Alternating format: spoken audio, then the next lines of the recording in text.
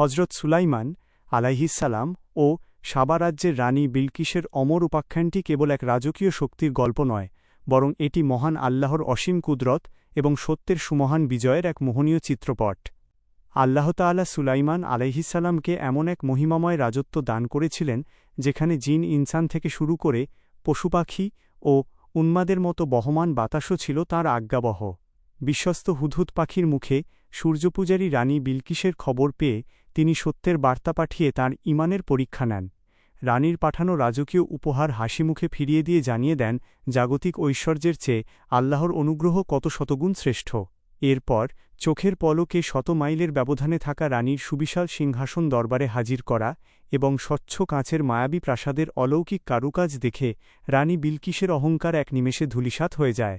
সুলাইমান আলাইহিসসালাম এর এই বিস্ময়কর নবিসুলভ প্রজ্ঞা ও অলৌকিক নিদর্শনের সামনে মাথা নত করে রানী বিলকিস হৃদয়ের গহীন থেকে উচ্চারণ করেন সত্যের বাণী এবং এক ও অদ্বিতীয় আল্লাহর চরণে নিজেকে সমর্পণ করেন।